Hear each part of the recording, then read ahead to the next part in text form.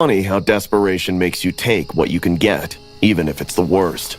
The moment I stepped out of prison after 7 years, it felt like the world had moved on. Not that I could blame anyone. My identity was stained, associated with theft, vandalism, and crime. The only luxury I was left was my old jalopy and sausage sandwiches. So when I found the ad for a job as a housekeeper in Caroline's villa, I didn't think twice. No more sleazy part-time jobs at Hooters.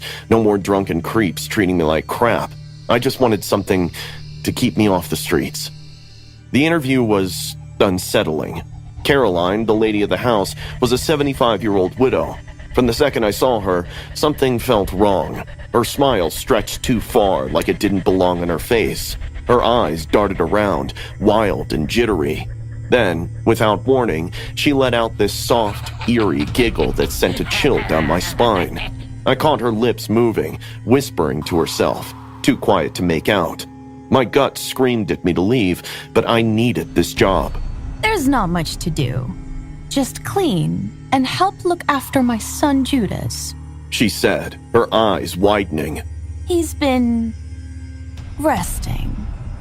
My daughter Dahlia likes to keep to herself. Caroline's laugh filled the room, a high-pitched, eerie sound that made my skin crawl. Dahlia's a good girl. Quiet, though.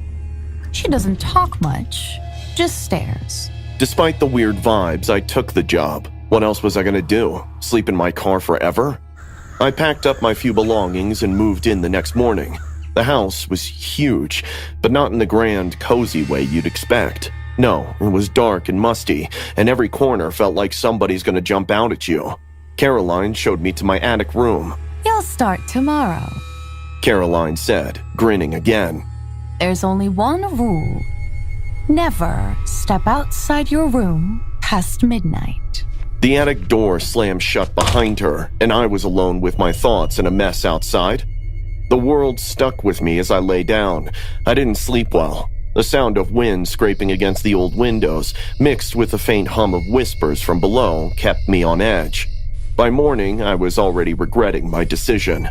Ignoring everything, I started cleaning. The house was a disaster. Caroline and Dahlia lived like they had 5 lives. The filth touched the roof, dirty towels everywhere, dishes crusted with old food. The bathroom was a horror of its own. But my nightmare was Judas's room. He was in a coma, she'd said. So when I walked in, I wasn't expecting the stench of bleach to burn my nose. His room was spotless, like a hospital ward, but the air was thick with chemicals.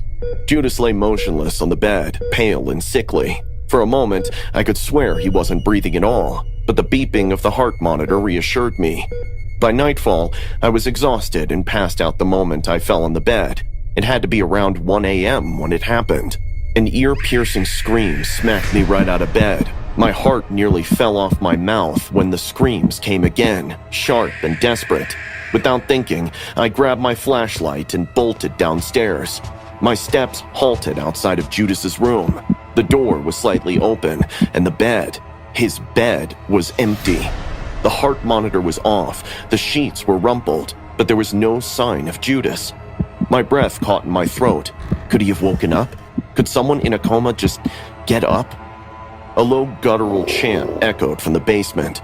My feet moved on their own, carrying me towards the sound. I should have turned around.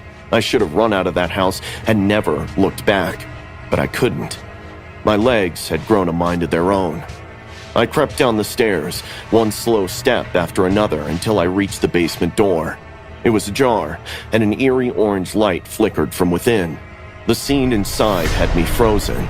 Caroline was hunched over a wooden plank, her hands hovering over Judas's still body. The guy wasn't in a coma. He was gone. Gray skin, lips sunken, eyes half open. It wasn't Judas, but his corpse.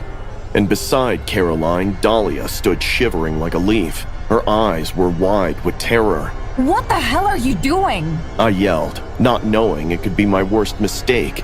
Caroline's head snapped up, her eyes wild. The woman was possessed. Be quiet! I'm bringing him back! She screamed.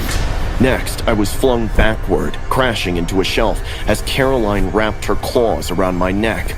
White spots danced in my vision, but just before a complete blackout could take over, Dahlia somehow swung a heavy candlestick square at her mother. Caroline collapsed, unconscious. Dahlia dropped to her knees, sobbing uncontrollably. I tried to stop her. She whispered, her voice trembling. Judith died 5 days ago. He fell down the stairs. Mama, she wouldn't accept it. She said the practice could bring him back. The bile rose in my throat as the realization hit hard. The smell, the bleach, the chemicals, it all made sense now. Caroline had been clinging to her son. We immediately rang the cops, but I was already gone before they arrived. I didn't wait for explanations, didn't want to hear them. As I drove away, my eyes glued to the rearview mirror. I half expected to see Caroline's deranged face grinning back at me, but there was only darkness. I could be free from that house, but I would never be free of its dreadful memory. I was thrilled to start my new job at Whitlock & Associates, a quaint accounting firm nestled in an old brick building downtown. The office had a vintage charm.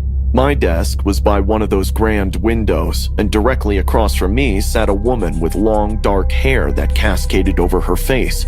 She glanced up briefly as I settled in, offering a slight nod before returning to her work.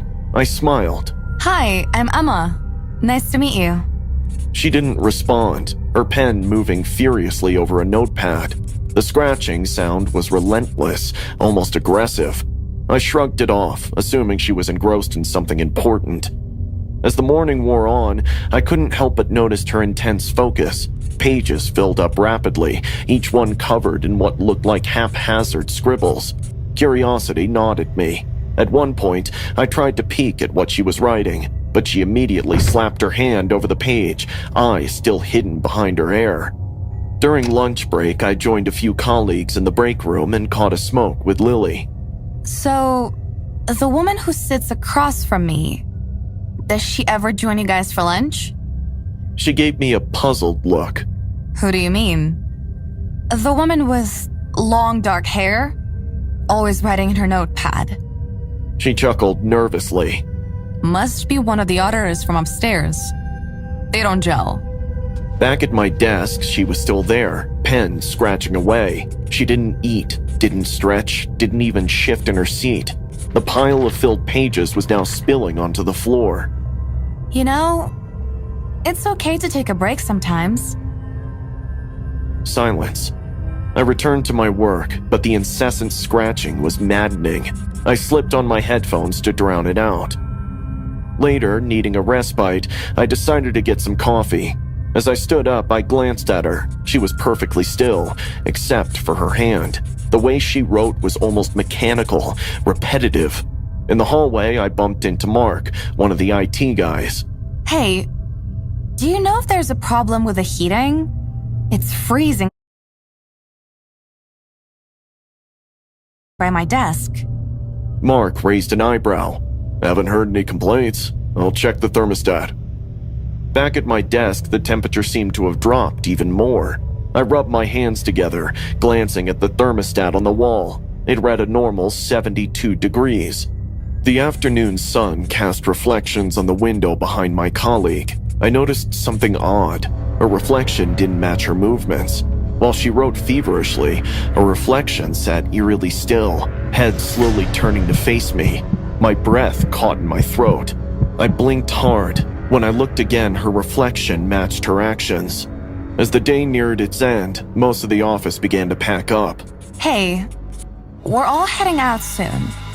Do you need any help with anything? She stopped writing. Slowly, she lifted her head, but her face was still obscured by hair. A whisper reached my ears, so faint I wasn't sure I heard it. They can't see me. A chill ran down my